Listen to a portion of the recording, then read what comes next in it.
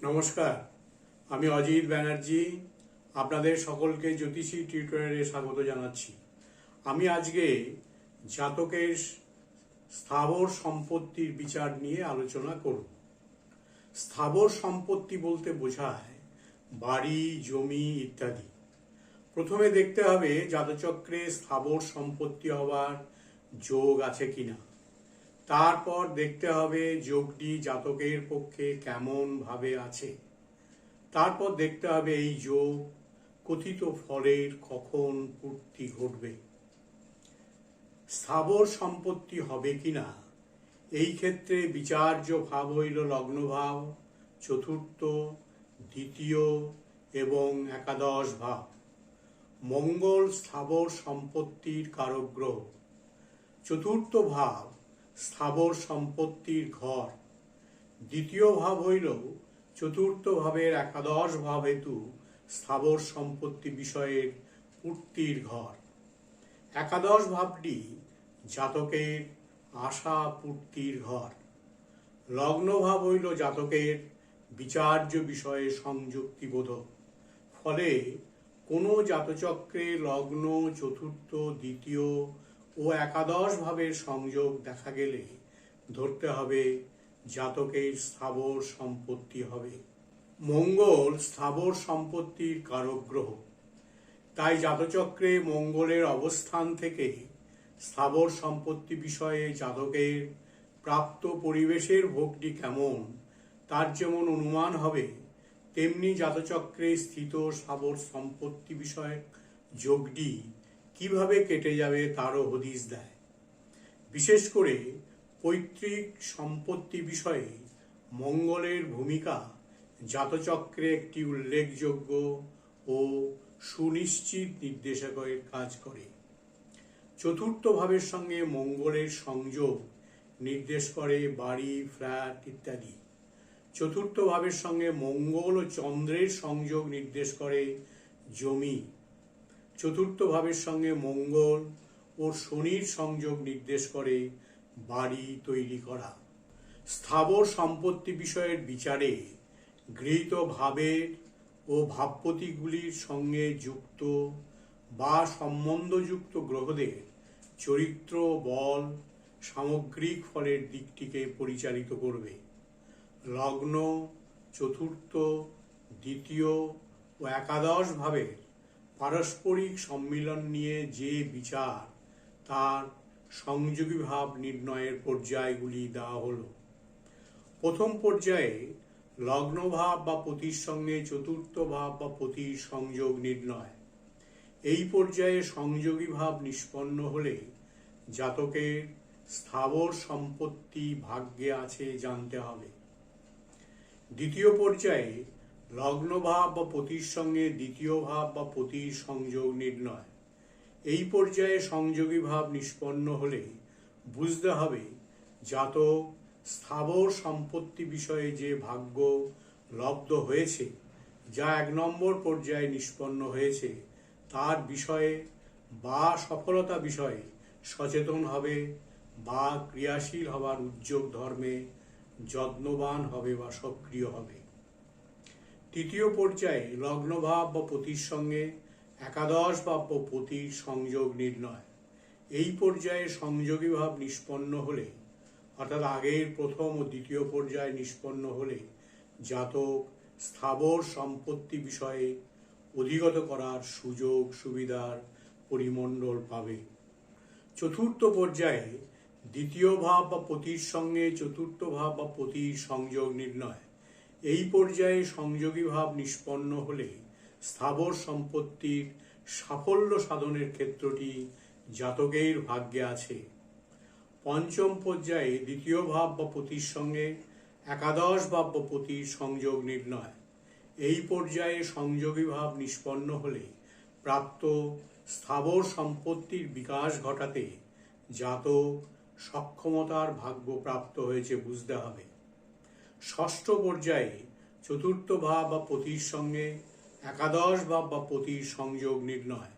এই পর্যায়ে সংযোগী ভাব নিষ্পন্ন হলে বুঝতে হবে জাতক প্রাপ্ত স্থাবর সম্পত্তি ভাগ্যকে নিজের প্রয়োজনার্থে সাফল্যময় স্তরে উপনীত করতে পারবে বা প্রাপ্ত সম্পত্তি থেকে সদর্থক উপযোগ নিতে সক্ষম হবে।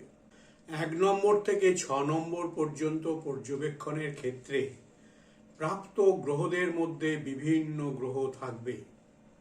গ্রহদের রসভাব বা সংবেদন অনুযায়ী প্রাপ্ত পরিস্থিতিটি প্রত্যেক পর্যায়ে কেমনভাবে থাকবে তাহা বলবেন।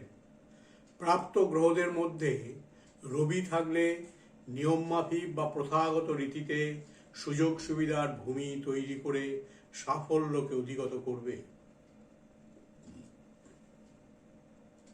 চন্দ্র থাকলে দ্রুত আকর্ষণীয় কৃতিত্বে, ব্যক্তিত্বের প্রভাবে, বহুজনের সাহচর্যে সুযোগ সুবিধার পরিসর গড়ে তুলে সাফল্যকে বাস্তবায়িতকরণের ব্যবস্থা দিবে। মঙ্গল থাকলে দ্রুত, জেদি ও প্রতিযোগিতামূলক তৎপরতায় সাফল্যের হেতু সুযোগ সুবিধা গড়ে তুলবে এবং সাফল্যকে বাস্তবায়িত করবে। বুধ থাকলে বুদ্ধির প্রভাবে, দক্ষতার নিরিখে সুযোগ ও সুবিধার পরিবেশ গড়ে তুলে সম্পত্তি সাফল্যকে করায়ত্ত করার সামর্থ্য দেবে। বৃহস্পতি থাকলে সুযোগ সুবিধার নানা টালবাহানার উদ্ভব ঘটিয়ে সুন্দর সমাপনের আমেজ দিয়ে সাফল্যকে বাস্তবায়িত করবে। শুক্র থাকলে প্রীতিকর পরিবেশ পরিস্থিতিতে প্রয়োজন মেটাবার ব্যবস্থাপনা গড়ে তুলবে। শনি থাকলে জাতকের প্রাপ্ত সম্পত্তির বিকাশ বা বর্ধন বা পূর্ণতায় নিয়ে যাবার ক্ষেত্রে বিলম্ব হবে এবং বিলম্বজনিত কারণে হতাশার পরিমণ্ডল লাভ করবে।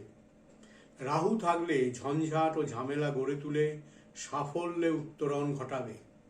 কেতু থাকলে সুযোগ সুবিধা লাভের বিষয়ে উদ্বেগ ও অনিশ্চয়তার পরিবেশে ফেলে হঠাৎ সাফল্যের প্রকাশ ঘটাবে। 1 নম্বর থেকে 6 নম্বর পর্যন্ত পর্যবেক্ষণে যেখানে একাধিক গ্রহ এসে যাবে সেখানে প্রত্যেকটি গ্রহের সংবেদন বা মিশ্র ভাব কল্পনা করে ফলের ভাবনা নেবেন ও বলবেন।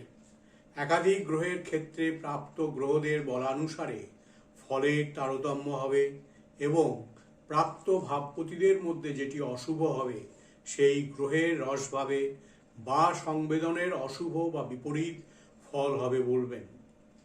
বিচারের সময় ও বিস্তার সংক্ষেপ করার স্বার্থে 4 নম্বর, 5 ও 6 নম্বর পর্যায়ের বিচার আগে করবেন। পরে লগ্নভাব বা পতির সঙ্গে যে কোনো একটি ভাবের অর্থাৎ 2, 4, 11 ভাবের সংযোগ খুঁজবেন। সংযোগ পাওয়া গেলেই জাতক বা জাতিকার সম্পত্তি ভাগ্য হয়েছে বলবেন। পূর্ণাঙ্গ বিচারের ক্ষেত্রে জাতকের যে পর্যায়টি জাতকের জাতচক্রে থাকবে না বা যে পর্যায়টি অশুভতা যুক্ত হবে বা অস্থিরতার ভাব হবে তার নির্দিষ্ট ফল বিষয়ে যে ব্যতিক্রমী ভাব আসবে তার বিষয়ে জাতক বা জাতিকাকে সতর্ক করা যেতে পারে। স্থায়ী সম্পত্তি ও জমি বাড়ির ব্যাপারে বাধা হবে কিনা। চতুর্থপতি দুস্থানগত, দুস্থান অধিপতির সঙ্গে সম্পর্ক নিচস্থ, শত্রুক্ষেত্রগত, শত্রু গ্রহযুক্ত বা দৃষ্ট এবং চতুর্থ ভাব পাপ মধ্যগত হইলে ভূসম্পত্তি ও গৃহাদি নির্মাণের পক্ষে প্রতিবন্ধক হয়। ভূসম্পত্তির কারক গ্রহ মঙ্গলের সহিত যদি দুস্থান অধিপতিদের মধ্যে কাহারও সম্পর্ক হয় বা মঙ্গলের সহিত যদি শনি, রাহু বা কেতুর সম্পর্ক হয় অথবা মঙ্গল যদি নিচস্থ বা দুস্থানগত হয় তবে ভূসম্পত্তি ও গৃহাদি নির্মাণের পক্ষে বাধা আসবে। চতুর্থপতি দ্বাদশে অবস্থান করলে বা দ্বাদশপতির সঙ্গে সম্পর্ক করলে জাতকের জায়গা, জমি বা বাড়ি হইয়া বিক্রয় হয় এবং পুনরায় বাড়ি বা জমি হয়। এখন আমরা দেখব স্থাবর সম্পত্তি ও বাড়ি, জমি কখন হবে। চতুর্থপতির দশায়, চতুর্থপতির সহিত সম্পর্কযুক্ত গ্রহের দশায় চতুর্থে অবস্থান বা দৃষ্টি প্রদানকারী গ্রহের দশায় ভূ সম্পত্তি ও গৃহাদি নির্মাণ হয়। চতুর্থপতির সহিত লগ্নপতি সম্পর্ক হইলে বা লগ্নপতি চতুর্থে অবস্থান বা দৃষ্টি প্রদান করলে সেই লগ্নপতির দশায় জাতকের ভূ সম্পত্তি ও গৃহাদি নির্মাণ হবে। কালপুরুষ চক্রে চতুর্থপতি চন্দ্রের দশায় বা উক্ত চন্দ্রের সহিত সম্পর্কযুক্ত গ্রহের দশায় জাতকের ভূ সম্পত্তি ও গৃহাদি নির্মাণ হবে। ভূ সম্পত্তির কারক গ্রহ মঙ্গল যদি কালপুরুষ চক্রে চতুর্থে অবস্থান বা দৃষ্টি প্রদান করে অথবা এই মঙ্গল জাতকের লগ্নের চতুর্থে অবস্থান বা দৃষ্টি প্রদান করে, তবে উক্ত মঙ্গলের দশায় জাতকের ভূ সম্পত্তি ও গৃহাদি নির্মাণ হবে। উক্ত মঙ্গল যদি চতুর্থের সঙ্গে সম্পর্ক নাও করে, তা হল মঙ্গল ভূ সম্পত্তির কারক গ্রহ হিসাবে সেই মঙ্গলের দশায় জাতকের ভূ সম্পত্তি ও গৃহাদি নির্মাণ হবে। এখন দেখব গোচরে কখন স্থাবর সম্পত্তি হবে। রাশি বা লগ্ন থেকে গোচরে যখন বৃহস্পতি চতুর্থে অবস্থান বা দৃষ্টি প্রদান করবে, উক্ত সময়ে জাতকের ভূ সম্পত্তি ও গৃহ হবে। দ্বিতীয় স্থান সম্পদ স্থান, সেহেতু কিছু কিছু ক্ষেত্রে রাশি বা লগ্নের দ্বিতীয় গোচরে যখন বৃহস্পতি অবস্থান বা দৃষ্টি প্রদান করিবে, সেই সময় জাতকের ভূ সম্পত্তি ও বাড়ি হবে বা অন্য কোনো সম্পদ হবে। রাশি বা লগ্নের চতুর্থে গোচরে যখন বৃহস্পতি অবস্থান বা দৃষ্টি প্রদান করবে, তখন যদি গোচরে শনি বা রাহু, বিশেষ করে শনির অবস্থান বা দৃষ্টি যদি রাশি বা লগ্নেই চতুর্থে থাকে, তবে জমি বাড়ি ক্রয় করার ক্ষেত্রে বাধা আসবে এবং বিলম্ব হবে। আজকে আমি জাতকের স্থাবর সম্পত্তির বিচার নিয়ে বিস্তারিত আলোচনা করলাম। এর পরের ভিডিওতে অন্য বিষয় নিয়ে আলোচনা করব। আজকের আলোচনা এখানেই শেষ করছি।